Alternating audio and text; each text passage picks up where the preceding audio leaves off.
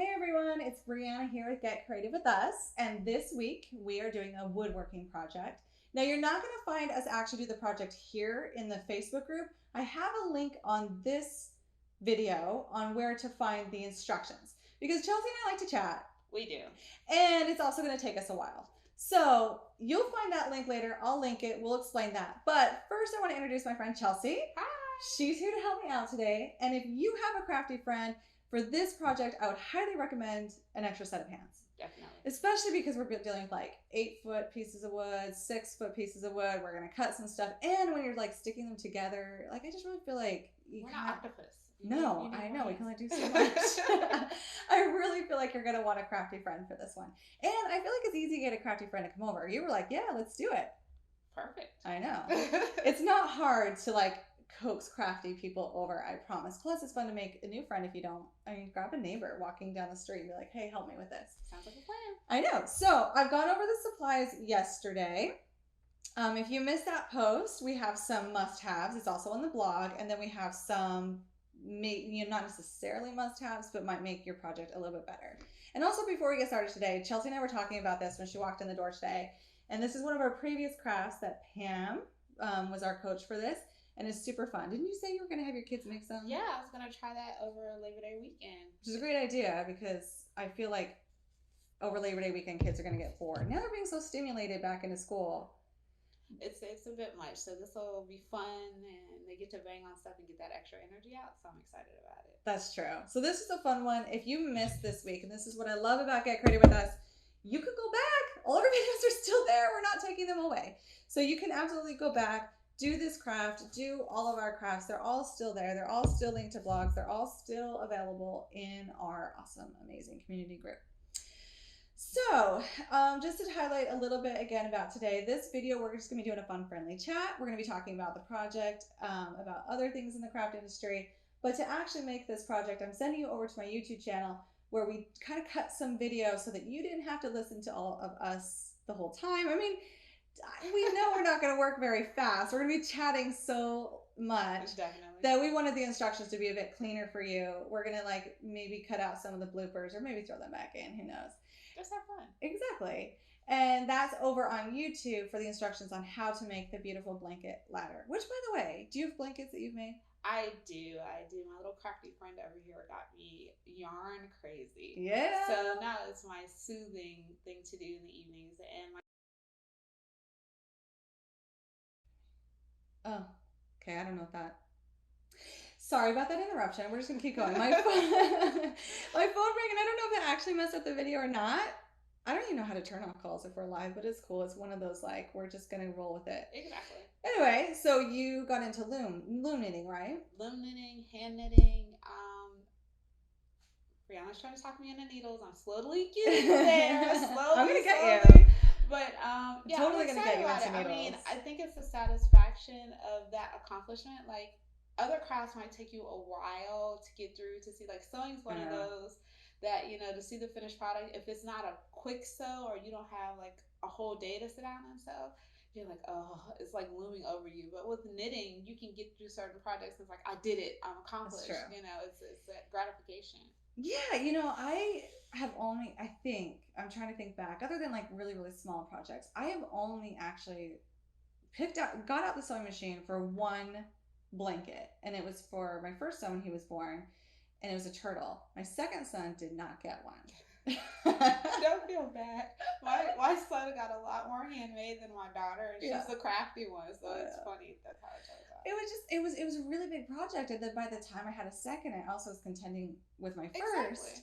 And I always had imagined that if I had another child, I would make another one of those quilts. But sewing's not my forte. I'm gonna go ahead and say that right now. Sewing is not my forte. However, maybe there will be a Get Creative with Us coach that gets me back into it, because right now my sewing machine is still in timeout.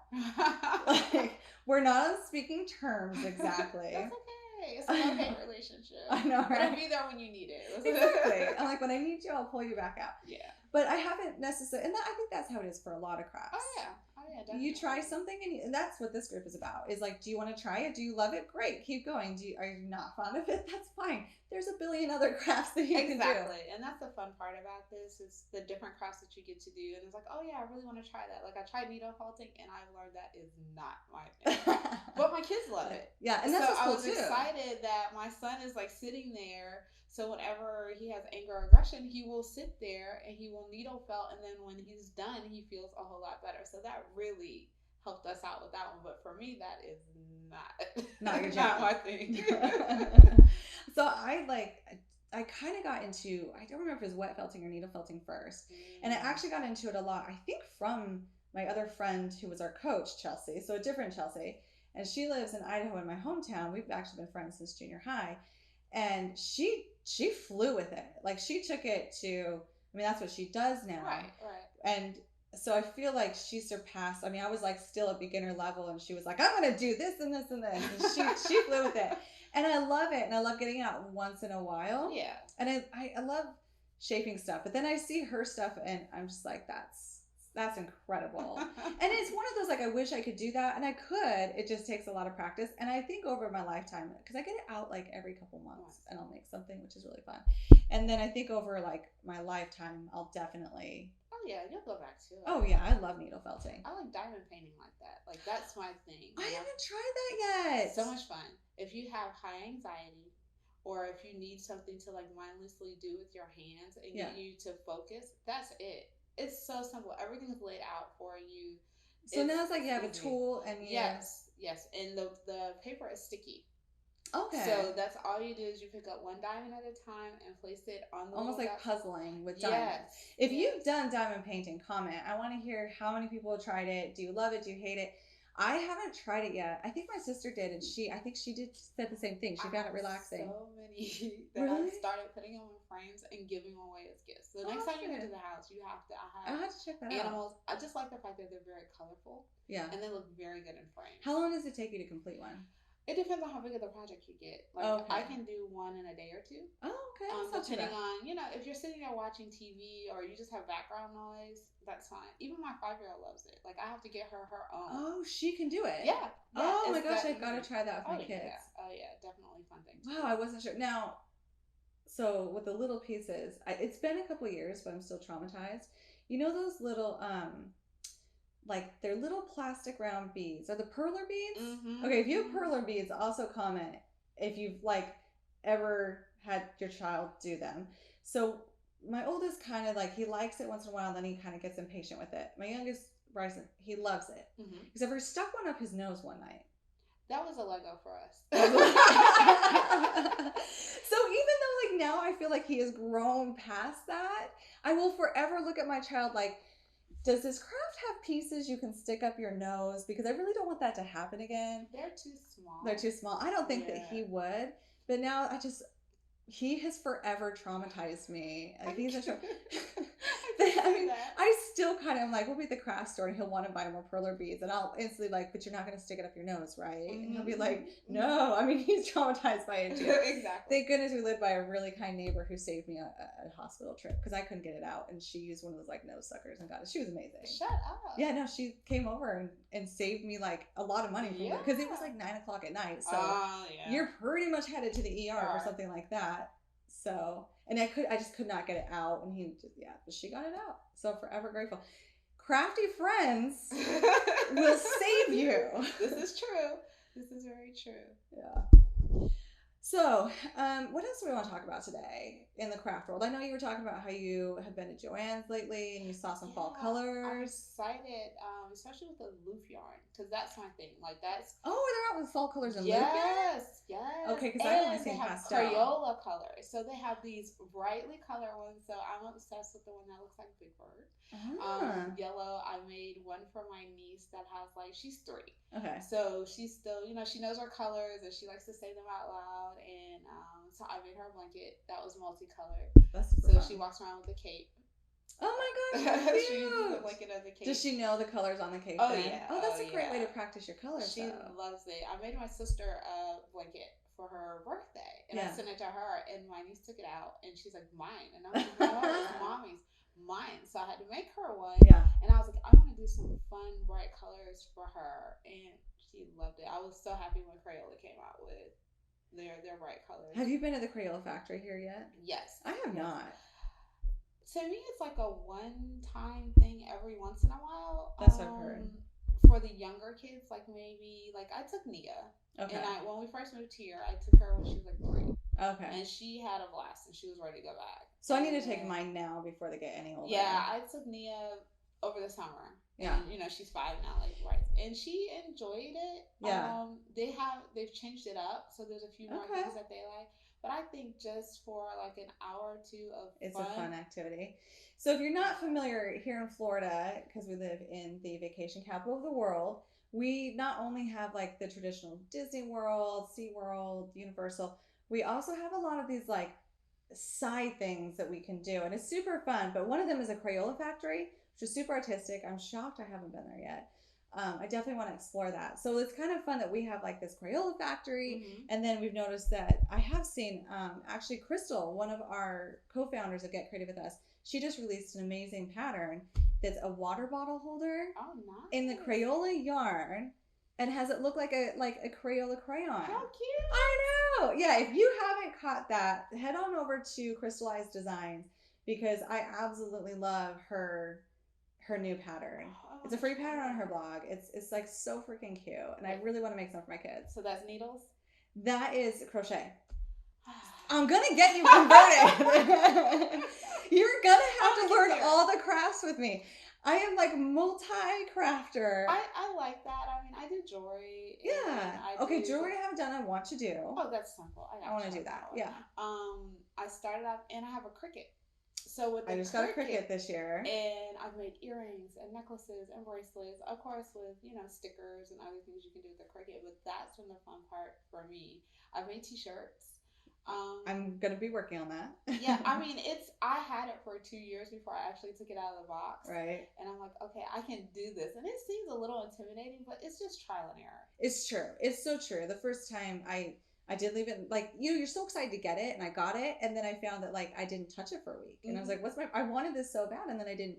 So then I got it out, and I have done a lot with it. I haven't done the T-shirt thing yet. I might have you help me with that, because I, like on Prime Day or whatever that thing was, my husband, I said, I'm not going to buy anything. We don't really have a lot of, extra cash around. I'm going to avoid Prime Day. And then I'm sitting in my office writing a crochet pattern. My husband like messages me on my phone saying like, hey, this Cricut iron thing looks like it's a really good deal. Don't you think you should get one? And I'm thinking like, are you crazy?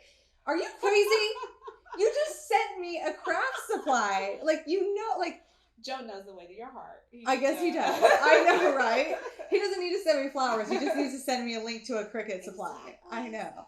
So I bought it, and it's sitting in the box. Oh, so I love the press. Like, I was doing it with the iron before. Yeah. And that would drive me nuts because you can't control the temperature. Okay. And the press controls the temperature. Yeah. I am actually scared to even try it with an iron. If you have a Cricut and have Cricut at all, seriously comment what your favorite project has been. Because I'm always looking for like something new to do. Something new to do. What's your favorite thing to do on the Cricut? What projects have you really enjoyed? Throw a picture, if we can do pictures on the thread, I forget. But throw a picture in the group.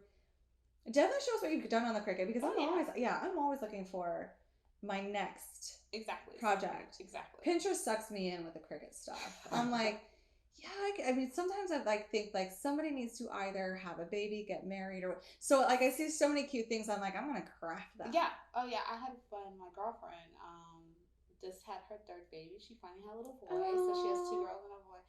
And I've been cutting out like all the stuff that I didn't do for my own kids. Right. I'm like, I have. But you didn't have the Cricut then. We'll just make that excuse. I was like, I made these little onesies for him. Yeah. And then I made the little the month, like he's 1 month. Oh, like the 2 months. Yeah. Oh, I wish I would have had that with mine. They didn't have that with. I made stickers actually.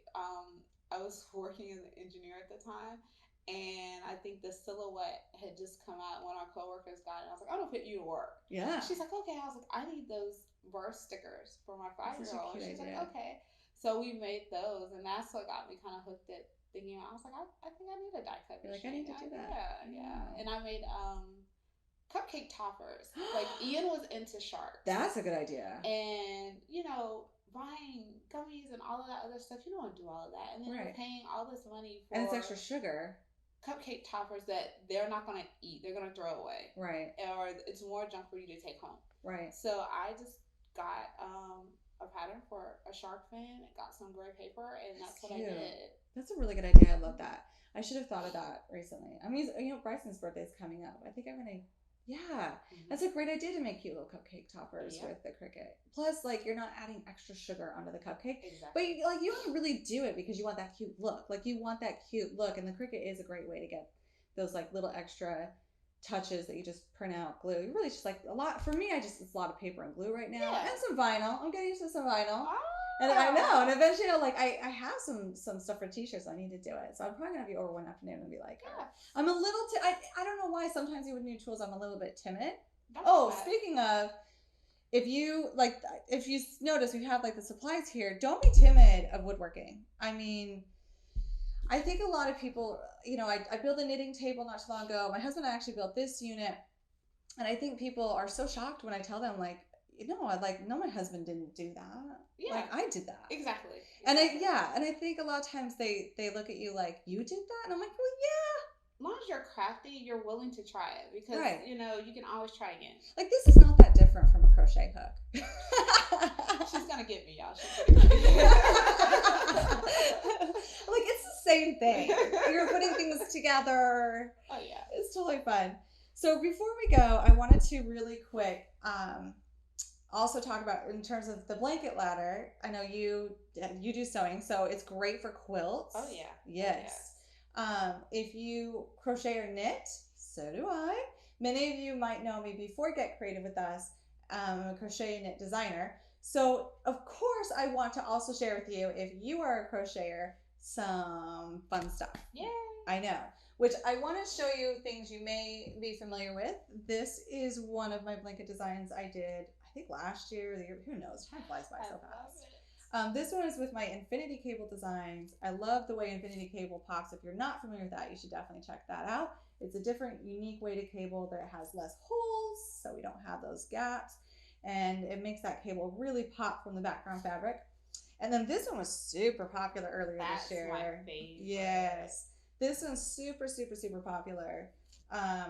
This was my Honeycomb Blanket, which is so fun. And this one came about out of like a night with a bit of anxiety, which I feel like a lot of crafty moms, and I talk about it pretty publicly, that, you know, crafting helps us with anxiety. Yeah. I think in every mom, and feel free to, if you feel comfortable sharing your story, but I kind of feel like every mom fights a bit of like either anxiety, somewhat depression. And for myself, I know, like, it's stressful. I mean, we deal with a lot. And you have to have your outlet. Exactly. And I think for crafty moms, like, the craft is definitely our outlet. Our outlet. Our, like, sanity some days. Exactly. So this one actually came about because I was super stressed one day. And I sat down and I designed it. And I even messaged one of my crafty friends online. And I said, oh, look what I just, like, you know, on paper designed. And I was like, I'll probably never make it. And she was like, you need to make it. And I was like, we'll see. I have a few things like that. And then this is brand new. This one is actually releasing this week, or released this week. You just stole my heart with that one. Yeah. So this one's really unique. This one is kind of a work of art, if you want to hold it up real quick. Oh, yeah. This is kind of a work of art for me. This was a labor of love. I love it. So this is actually a mimic of the tiles in Barcelona made by Gaudi. Nice. Yes. So I have a little story that goes with it. On our anniversary trip, my husband took me to Europe, and we were in Barcelona, and I was standing there.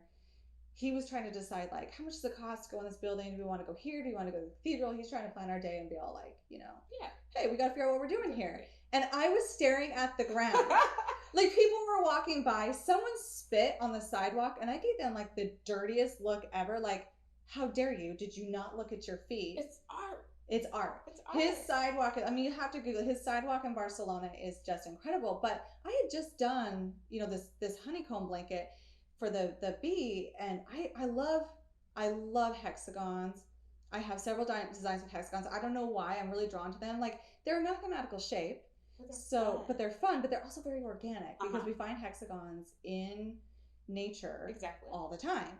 So I was really stuck on like, this is a hexagon. And then I was like staring at it going like, this is very organic, because as you put like, this is just one hexagon, and that's all it is you're just repeating one hexagon over and over and shifting it. Okay. And as he shifts it, right here they come together. Like this is like a lotus center. Yeah. And then this over here is like a starfish, and then you've got your sun. So you kind of got your earth, water, sun type thing going on, that I was just so intrigued, and I wanted to buy a souvenir.